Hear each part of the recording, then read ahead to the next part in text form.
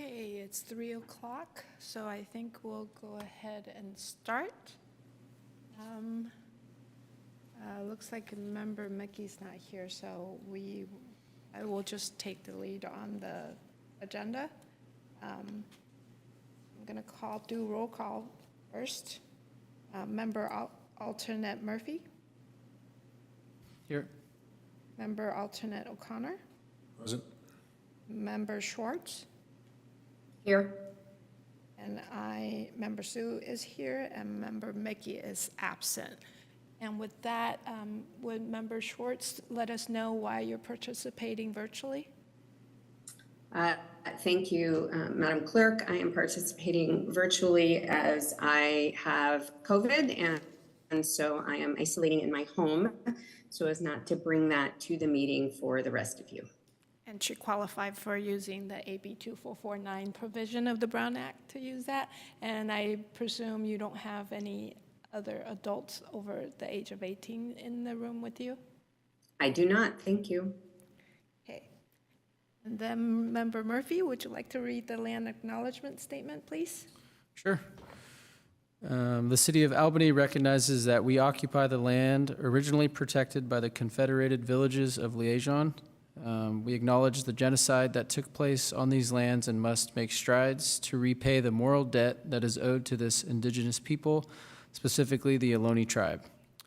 We thank them for their contributions, which have transformed our community and will continue to bring forth growth and unity. The City of Albany commits to sustaining ongoing relationships with the tribe and together build a better future for all that now make this their home. Thank you. Moving on to consent calendar. Raina, do you want to take over on the consent calendar? I can do that. On the consent calendar are the pension payments for the last 3 months and the minutes from our last meeting, actually April 23rd, 2024. So those would all be recommended to be approved by one motion. No separate discussion unless a board member or member of the audience requests removal of items from the consent calendar. Yeah, I'll move consent. Is there a second? Second. Member alternate Murphy? Are you approving the consent? I approve. Yes. Member alternate O'Connor? Aye. Member Schwartz? Yes. And I vote yes. Member Mickey is absent, so the motion passes. Next, we have public comment for persons desiring to address the board on an item that's not on the agenda. Please note that each speaker is limited up to 3 minutes. Let's see, not sure, do we have any attendees? We don't have any member of the public in the chambers, and we don't have any member of the public online. So we'll move on to announcement. Is there any announcement from members? No announcement. So we'll move on to reports. CIBC will be presenting, and Dewey Rocha, sorry, is here in place of Dewey. Go ahead.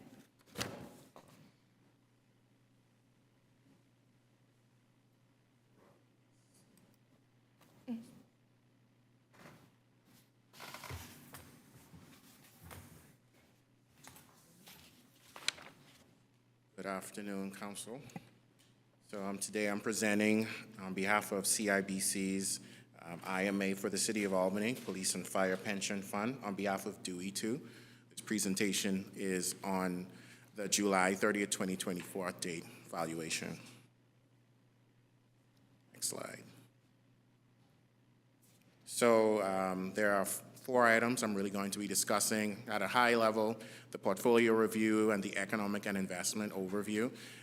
In the portfolio review, I'll be discussing the asset allocation with analysis of changes in the market value and also the investment performance result for the period ended June 30th, 2024. And in the economic and investment overview, I'll discuss the financial markets monitor. Next slide. So the asset allocation as of June 30, 2024, at this period, the portfolio stood at $2.4 million. Of that $2.4 million, 14% was in cash and equivalents, about $344,000. Fixed income stood at $933,000 at 38%, and the equity allocation of the portfolio was at 1.14%. Since this valuation date, $300,000 has been paid out on July 1st. So the portfolio valuation has changed. It now stands at $2.16 million. And the asset allocation is also slightly different, with equity holding a position of 54% and cash and equivalents along with fixed income standing at about 45%. Next slide. So what resulted in this market value for quarter 2, 2024? At the beginning of this quarter, the portfolio stood at $2.41 million. There were no additions or withdrawals. Income, that's any income generated from dividends or coupons in the portfolio, was $17,000. The market was relatively flat, and this portfolio had a slight loss of $8.7 thousand. The total return at $8.4 thousand, bringing the market value to $2.43 million. And the graphic representation of it is below. Next slide. So the since inception overview of the market value. At the inception of this portfolio, when CIBC commenced management, the portfolio stood in September 2009 at $10.9 million. Net additions and withdrawals over the period since inception to now was about $15 million. Income generated on the portfolio, $2.4 million. Capital appreciation, $4.2 million, bringing the total return of the portfolio to $6.6 million since inception, and as I mentioned before, the market valuation of $2.43 million. So at an asset allocation level, what drove these performance results? So overall, year to date, the portfolio has had a turn of 4.72 million, 2.95 annualized over the last 3 years, and since inception, annualized 7.06%. The fixed income portfolio has been relatively flat year to date. The Dodge and Cox Income Fund at 0.18%, and the Vanguard Short-Term Investment Grade Fund at 1.62%. Over the last few years, the Dodge and Cox Income Fund did not perform well. It was relatively flat at negative 1.4%, but annualized since inception returns for both 3.34% and 3.19%. The Dodge and Cox Equity Fund had a year-to-date return of 8.51%. Over the last 3 years, it returned 7.31%, and it has an annualized since inception return since September of 2009 of 10.56%. So before I move on to the financial markets monitor, are there any questions?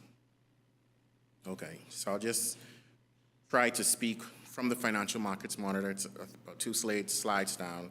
At a very high level based on the asset allocation of the portfolio. Next slide.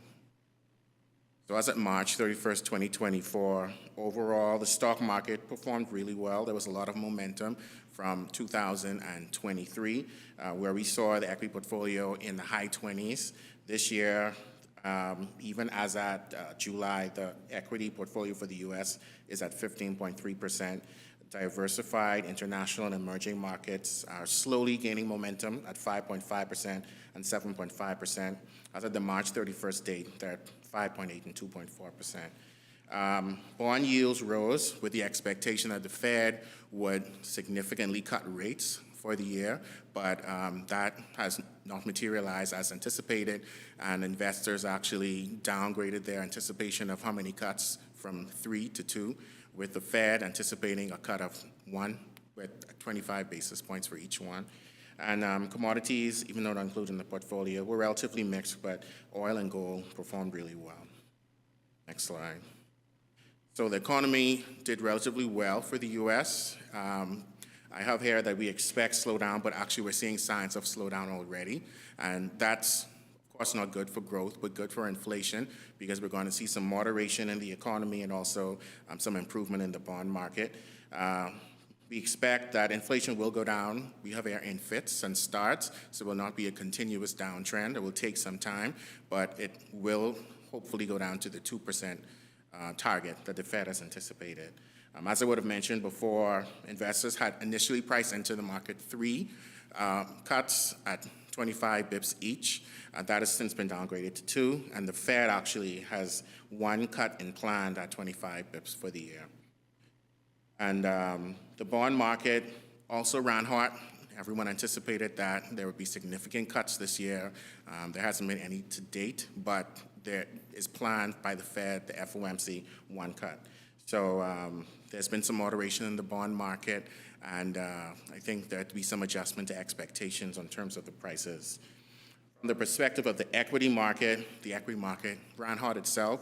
Right now, the forward PE ratio is 21 times. Anything north of 20 really is unsustainable, and so we can anticipate that we see some moderation there. What does that mean for the equity portfolio? Will it significantly decrease? I think we're going to see some improvements in prices, especially with regard to the Magnificent Seven, which are those big mega cap trillion-dollar companies, NVIDIA, Apple, Amazon, et cetera. And that's something to look out for the year, but there remains opportunities in the small cap and mid cap segments. And this is a blurb there about international markets, but that doesn't really affect this portfolio. Next slide. So U.S. economy, the header says growth in inflation, less on the way.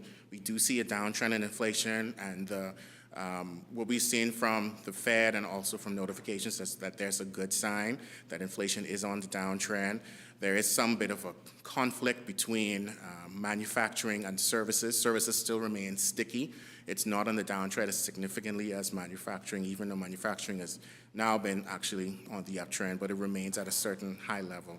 And the economy is recovering from the boom of COVID. It was a good boom, but at the same time, expectations were high, and everyone anticipated that this level in the market would persist, and that's actually not what's going to happen. We're going to see some moderation and a move towards a new normal. Next slide. So as we speak about the consumer, there's discussion that revolving debt is growing. During the pandemic, folks got a lot of chances to save, and so savings were at a high, but savings have now come down from 2.3 million in 2021 to over 1.3 trillion as at the first quarter of 2024. At the same time, debts have risen. If we look at the graph, and in particular revolving debt, we look at the graph at the burgundy and orange lines. Credit card debt is significantly, the gradient is significantly high, and folks have been also borrowing against their home equity portfolios as well. So that's something to look out for, especially comparing it to where the savings are at. But it's still at a low level because savings are still good, but it's something to look out for into 2024. Next slide. So an alignment of expectation on rate cuts. And this is something I mentioned at least in the 2 other slides.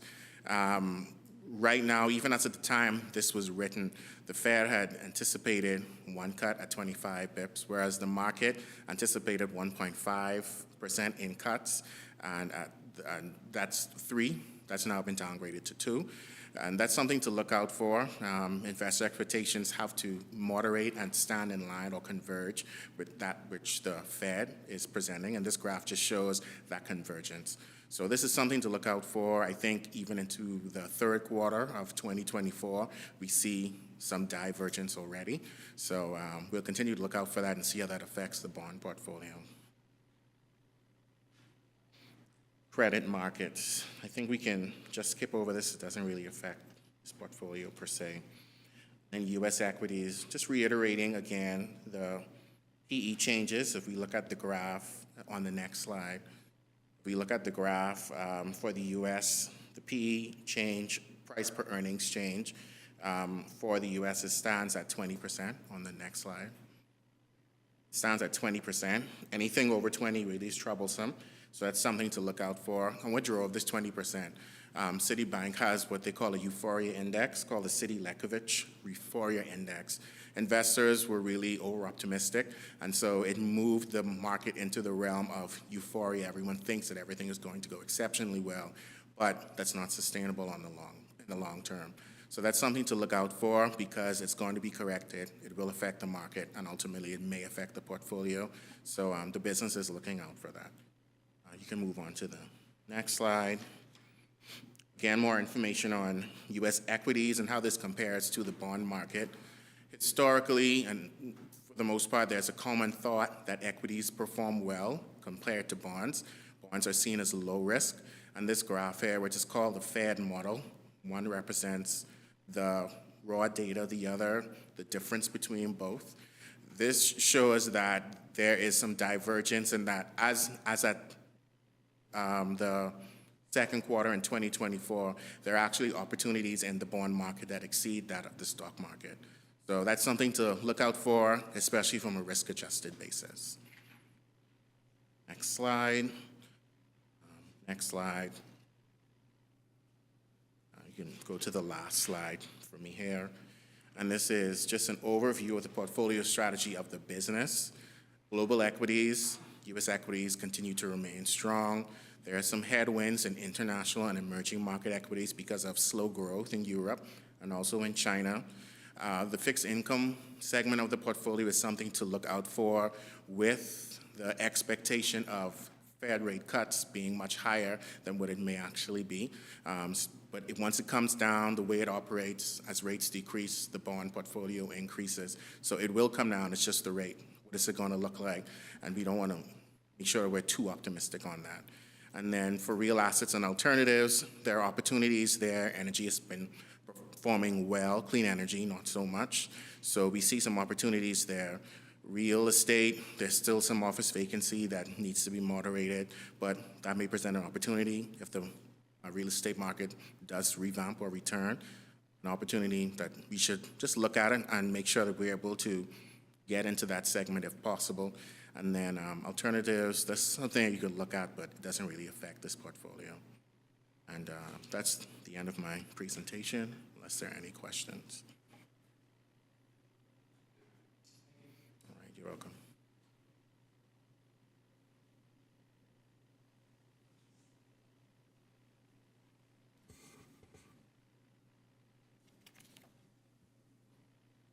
We'll move on to 6-1, annual payment update for board's approval. Yes, Madam Clerk, I can discuss board members. Sorry, I've got my roles a little combined there. In the packet, there is a report that talks about the annual payment adjustments, and then there are draft copies of the letters that will go out to the pensioners who have adjustments that they will receive in their pension amounts. These are all driven by formula based on changes to, in this case, the fire MOU that has been in place. And then again, later in the year, there will be some additionally as we look forward to the MOU that came into being earlier this year. That just covers kind of the percentage changes, and then each of the letters goes through the specifics of how those changes are applied and what the new pension amounts would be. We anticipate sending these letters out shortly after this board meeting, assuming that they're approved. And we do plan to send the pension adjustment letters to the pensioners. Certified mail return receipt requested. We want to make sure that we are getting to our pensioners so that they have the information, and we haven't always had as good a mechanism to close the loop on making sure that they've received it. So if anybody asks any of you as to why we're doing that, it's so we make sure that we are getting to our pensioners to give them the information even if much of the financial is done through automated or electronic banking. And with that, I would be happy to answer any questions about those, but that's what's on tap for those adjustments.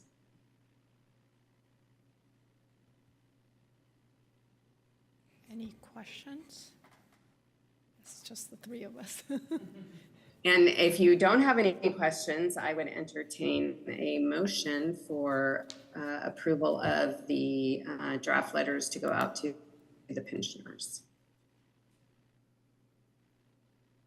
I'll move. Thank you. Second? Okay. We'll start with Member Alternate O'Connor, Aye. Member Alternate Murphy, Aye. Member Schwartz, Aye. and I vote yes. Member Mickey's absent, the motion passes. Thank you. Next one is future agenda items. Any requests for future agenda items from members? Seeing none. Next meeting is Tuesday, October 22nd, 2024 at 3 p.m. And the meeting is adjourned. Thank you. Thank you.